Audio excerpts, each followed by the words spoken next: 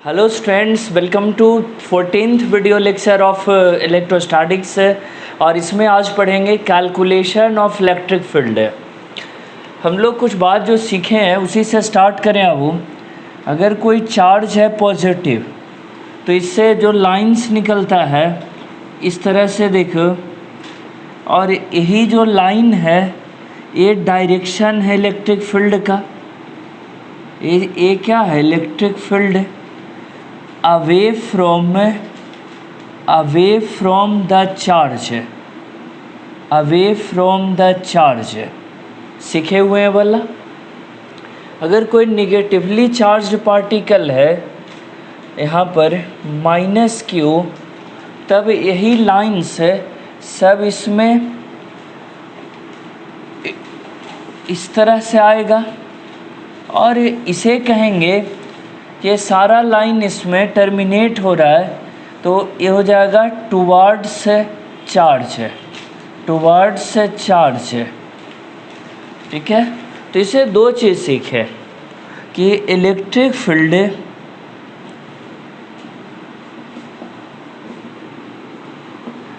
Due to positive charge, due to positive charges away from the charge, away from the charge ऐसे लिखे। और दूसरा पढ़े similarly कि electric field due to, electric field due to negative charge, charge is towards the charge, towards the charge. ठीक है, positively charge particle के लिए चार्ज से अवे भागेगा, और निगेटिवली चार्ज पार्टिकल के लिए वो चार्ज के तरफ आएगा। कह रहे कि इस तरह से हम लोग सीखें। वैल्यू कितना होता है वो पढ़े हुए थे। अगर यहाँ कोई +q चार्ज है और इससे r डिस्टेंस पे पॉइंट P है, तो यहाँ इलेक्ट्रिक फील्ड E का डायरेक्शन होगा इधर, प्लस है तो अवे होगा, और इसका वैल्यू कितना होगा? q/4πε0r। और सेम चीज़ खूब पढ़े हुए हैं कि अगर माइनस में रहता तब इससे P पॉइंट पर यहाँ निकालते तो इलेक्ट्रिक फील्ड का डायरेक्शन इधर की ओर होता, इलेक्ट्रिक फील्ड का डायरेक्शन, और वैल्यू वही रह जाता q/4πε0r², r²। तो ये पढ़े, इतना सीखे हुए थे। अब इन्हीं बातों का यूज़ करके हम लोग इसी का यूज़ करके इलेक्ट्रिक फील्ड कैलकुलेट कर लेंगे। तो देखते हैं इलेक्ट्रिक फील्ड कैसे निकलता है। इसको मिटाऊं।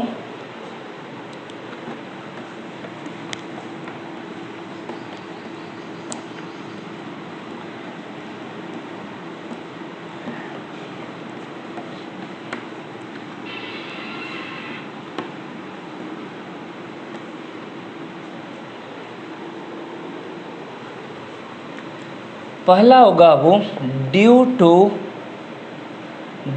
To discrete charges.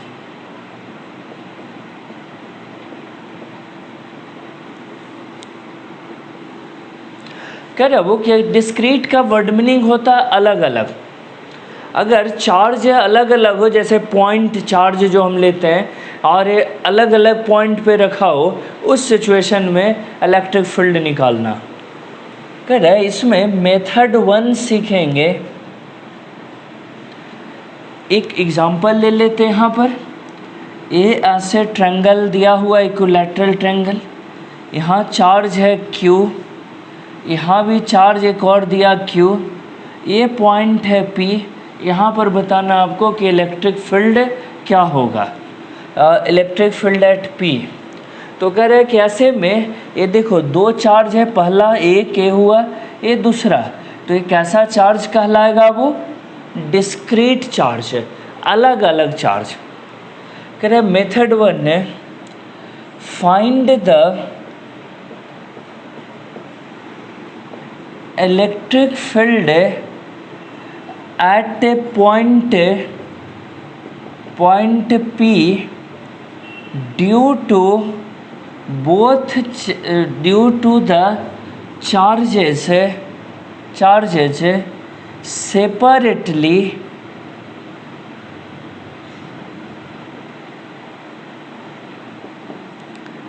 separately in vector form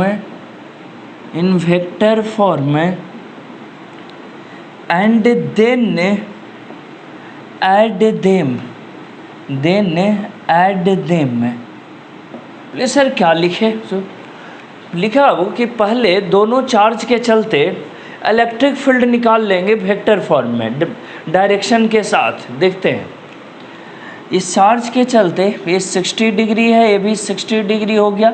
अगर ये इक्विलैटरल ट्रायंगल है, साइड लेंथ A या L ऐसे कुछ दिया हुआ रहेगा, दोनों चार्ज पॉजिटिव लिया हुआ है ऐसे। देख अब यहाँ से ये डायरेक्शन हो गया, इसका पॉजिटिव चार्ज है, तो अभी सीखे थे कि चार्ज से अवे होगा इलेक्ट्रिक फील्ड, किधर होगा? ये पॉजिटिव चार्ज है तो उससे दूर की ओर होगा, अवे होगा। ये पॉजिटिव चार्ज है, इससे भी अवे होगा, इधर इलेक्ट्रिक फील्ड है। दोनों चार्ज सेम है और बाबू डिस्टेंस भी सेम है P का दोनों चार्ज से, तो दोनों को हम लोग सेम वैल्यू का इलेक्ट्रिक फील्ड लिखेंगे। क्यों? चार्ज भी यहाँ सेम है और P पॉइंट से पहला का दूरी, P पॉइंट से सेकंड का डिस्टेंस, दोनों इक्वल है, तो इलेक्ट्रिक फील्ड भी दोनों इक्वल रहेगा। वेक्टर फॉर्म में लिखें तो इसी का दो कंपोनेंट हो जाएगा। ए 60 है तो इधर हो गया E cos 60 और इधर हो गया E sin 60। कंपोनेंट तोड़े। इस वाले इलेक्ट्रिक फील्ड का भी नाम दे दें अब, तो अगर देखो इस वाले इलेक्ट्रिक फील्ड का भी 2 हो जाएगा। ये 60 है इधर, तो देखो E cos 60 और इधर खड़ा में फिर से हो गया E sin 60। अब दोनों का मैग्नीट्यूड सेम है वो, लेकिन अगर वेक्टर फॉर्म में लिखें तो एक को E1 और एक को ऐसे E2 नाम दे दिए समझने के लिए।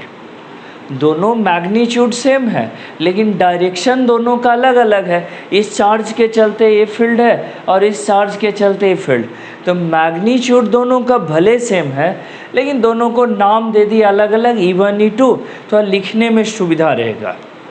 देखो अब कह रहे कि net electric field eight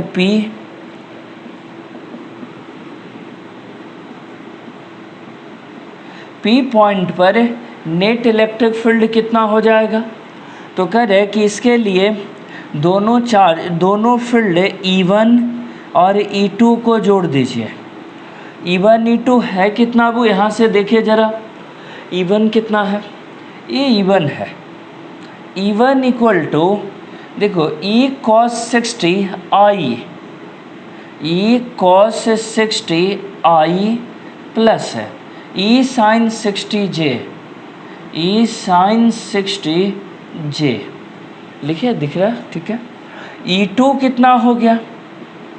E2 ए वाला है E cos 60 और किधर की ओर डायरेक्शन है? वो इधर है, माइनस की तरफ, एक्स एक्सिस के निगेटिव की तरफ है, तो इधर को इसको I लिखे तो इसमें हो गया डायरेक्शन माइनस I, और एक ऊपर की ओर है फिर से E sin 60 J। दोनों जोड़ेंगे अब देखो तो ये माइनस है, कितना आ जाएगा जोड़ करके यहाँ लिख दें E cos 60 I plus E sin 60 J, और दूसरा में माइनस E, ये वाला देखो ये माइनस के चलते हैं, माइनस E cos 60 I और प्लस E sin 60 J। ये दोनों कट गया, वो E cos 60 I कट गया, बचा E net electric field net 2E sin 60 और डायरेक्शन हुआ J। ये वेक्टर फॉर्म में आया। अगर सिर्फ मैग्नीट्यूड की बात कर दें तो हो जाएगा कितना 2e sin 60। अब बोले सर e कितना है जो बार बार यूज़ किए जा रहे हैं। देखो अब यहाँ चार्ज q है, p पॉइंटर बीच का डिस्टेंस है ये, तो e का मैग्नीट्यूड हुआ 1/4πε0 q बटा a स्क्वायर, दूर a स्क्वायर, इधर से भी वही रह जाएगा चूँकि डिस्टेंस उतना ही है, चार्ज भी वही है। तो ये सीखे कंप्लीट मेथड निकालने का कि अगर डिस्क्रीट चार्ज के दिया हुआ हो, ऐसे अलग अलग चार्ज गिवन है, तो उसके चलते इलेक्ट्रिक फील्ड हम निकालें इस मेथड से। देखो अब स्टेप बाय स्टेप इसे क्लियर करेंगे।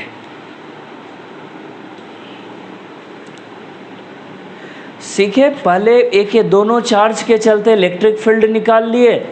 कोई स्टूडेंट पूछे कि सर E1 E2 डिफरेंट रहता तो अगर ऐसे कंपोनेंट तोड़े थे, I वाला I में जुड़ जाता, J वाला J में जुड़ जाता, कटता नहीं पूरी तरह से, ठीक है। पूरी तरह से जो इसमें कॉस वाला कट गया दोनों, I वाला कट गया दोनों, वो कटता नहीं, I वाला I से जुड़ता और J, मान लो Q1 Q2 चार्ज अलग हो जाता, या ए जो डिस्टेंस है दोनों ये डिफरेंट हो जाता, तो E1 और E2 का मैग्नीट्यूड भी बदल जाता, और वैसे केस में दोनों I वाला I से और J वाला J से वेक्टरली जोड़ देते। तो क्लियर ये वाला। अब आगे इसी को सीखते हैं दूसरे मेथड से। सेकेंड मेथड में अब लगभग इसी तरह का प्रोसेस हम लोग यूज़ करते हैं, लेकिन उसमें थोड़ा सा न्यूटन्स लॉ जो फोर्स निकालने के लिए था, इलेक्ट्रोस्टैटिक फोर्स, उसका यूज़ करते हैं। कह रहे हैं कि हम लोग एक चीज़ जानते हैं, इसको दोहराएंगे। इलेक्ट्रिक फील्ड इक्वल टू होता था electrostatic force per unit charge. क्या electrostatic force per unit charge, अगर Q बराबर 1 हो जाए, वो Q इक्वल टू 1 कूलम हो जाए, तो E बराबर F/1 E कितने के बराबर हो जाता है, F के बराबर। यानी if charge at P is of 1 coulomb, then charge at P is of 1 coulomb, then magnitude of electric field, magnitude of E is equal to F at P। ये बात ध्यान से समझो कि बहुत सिंपल सी बात है। अगर Q चार्ज 1 कर दें तो F/1 F रह गया, यानी अगर टेस्ट चार्ज जहाँ पर हम फील्ड निकालना चाह रहे हैं, वहाँ पर अगर टेस्ट चार्ज जो है Q उसको 1 यूनिट कर दें, तो वहाँ पर अपने आप इलेक्ट्रिक फील्ड बराबर हो जाएगा इलेक्ट्रोस्टैटिक फोर्स, E बराबर हो जाएगा F। तो कह रहे हैं कि इसे बात समझने में बना कि कई बार जब टेस्ट चार्ज 1 यूनिट का हो, तो वहाँ पर लगने वाला फोर्स ही इलेक्ट्रिक फील्ड का मैग्नीट्यूड बन जाता है। If A1 then magnitude of, ये लिखे magnitude of is electric field is equal to force at P लिखे। बट यहाँ एक चीज़ दर्शाना ज़रूरी है कि लेकिन इस केस में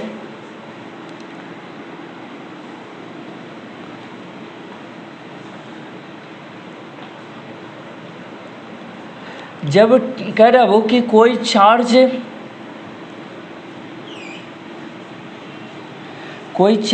Q लिए हम लोग, ठीक है, कोई चार्ज Q लिए और इस चार्ज से यहाँ P पॉइंट पर एक टेस्ट चार्ज रख दिए 1 कूलम का, तो यहाँ P पर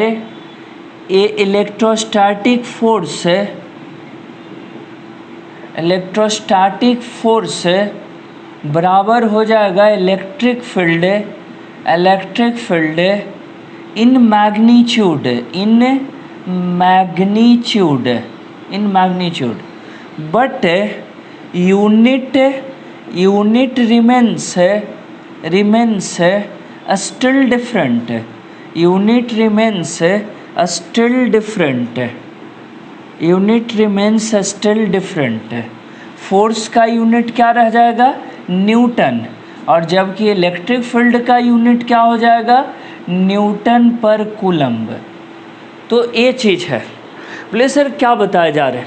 बोले ये बताना चाह रहा हूँ वो कि इलेक्ट्रिक फील्ड निकालने के लिए जिस पॉइंट पर इलेक्ट्रिक फील्ड निकालना है वहाँ यूनिट चार्ज रख दीजिए, 1 कूलम्ब का चार्ज रख दीजिए. और 1 कूलम्ब चार्ज रखने के बाद वहाँ पर जो फोर्स लगेगा, जो इलेक्ट्रोस्टैटिक फोर्स लगेगा, वो इलेक्ट्रिक फील्ड देगा. फिर से किसी पॉइंट पर जहाँ इलेक्ट्रिक फील्ड निकालना है वहाँ पर 1 कूलम्ब का चार्ज रख दीजिए और तब वहाँ पर जो फोर्स लगेगा वही इलेक्ट्रिक फील्ड देगा. ठीक है, इस बात को लिखते हैं. जो इतना समझे भी यहाँ पर, आप यहाँ ज़रूरत हो इसको नोट करने का तो अपना वीडियो पॉज करके और इसको नोट कर लिए और कर ही लेना है. देखिए अब क्या कह रहा है, इस विधि को एक्सप्लेन करते हैं, मेथड 2 को. जो सीखे उसी बात को लिखते हैं कि जहाँ पर हमें इलेक्ट्रिक फील्ड निकालना है वहाँ 1 कूलम्ब का चार्ज मान लिए, इससे फोर्स निकाल लिए. फोर्स ई के जगह पे सब जगह एफ हो गया. देखिए इसीलिए इसको मैं मिटाया नहीं था कि हमको समझाने में हेल्प हो जाएगा. फोर्स का फॉर्मूला क्या होता है? वो Q1 Q ए है, Q2 1 कूलम्ब है और बटा R स्क्वायर. R कितना है? ए फोर्स निकल गया. नेट इलेक्ट्रिक फोर्स, फील्ड नहीं, net electric force at P F1 F2 कितना आया हुआ था? दोनों कंपोनेंट फॉर्म में फोर्स को लिखे हुए थे ऐसे, सबको F जोड़ दिए दोनों. फोर्स निकल गया. वो F नेट निकाले, F नेट बराबर 2F साइन थीटा. और अब देखो यही लास्ट परिवर्तन था कि इन्हें सिखाते कि जब यहाँ टेस्ट चार्ज 1 कूलम्ब का रख दें तो वहाँ लगने वाला फोर्स ही इलेक्ट्रिक फील्ड के बराबर हो जाता है. तो यहाँ 1 कूलम्ब का रख दिए तो वहाँ लगने वाला जो फोर्स है वही बराबर हो जाएगा इलेक्ट्रिक फील्ड का. तो ई नेट बराबर कितना हो गया? E net equal to F net, और एफ नेट बराबर क्या हो गया? 2F sign 60 J. ऐसे डायरेक्शन के साथ लें तब मैं अब यूनिट की बात लिखे हैं. वो अगर ई आया ई नेट तो स्वाभाविक है इस केस में 2F साइन 60 यूनिट लिखाएगा न्यूटन पर कूलम्ब. यही ध्यान देना है. निकाला हमने फोर्स, निकला वो इलेक्ट्रिक फील्ड है. निकाले फोर्स, निकला इलेक्ट्रिक फील्ड है. तो यूनिट तो भाई इलेक्ट्रिक फील्ड का न लगेगा, न्यूटन पर कूलम्ब. कितना लिखे या यहीं लिख देते, जितना आया था 2F का निकला हुआ Q बटा 4 pi epsilon not A square और हो गया साइन 60. कितना है? साइन 60 का √3/2 इतना न्यूटन पर कूलम्ब. ये आया फोर्स का वैल्यू. ये लिखने का ज़रूरत नहीं है यहाँ पर. तो इस विधि में क्या क्या किए उसको अब लैंग्वेज में लिखिए. तो जो किए उसको लैंग्वेज में लिखिए. Put unit charge at the point where electric field is to be find. Electric field is to be find. जिस पॉइंट पर इलेक्ट्रिक फील्ड निकालना है वहाँ यूनिट चार्ज रख दीजिए, 1 कूलम्ब रख दिए. Calculate net force on this charge, net for this charge due to other all charges या due to all other charges किए। कैलकुलेट नेट फोर्स कह रहे हैं कि now electric field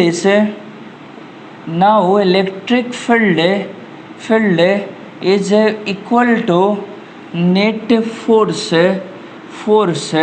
on 1 coulomb या ऑन यूनिट चार्ज, ऐसे लिखे।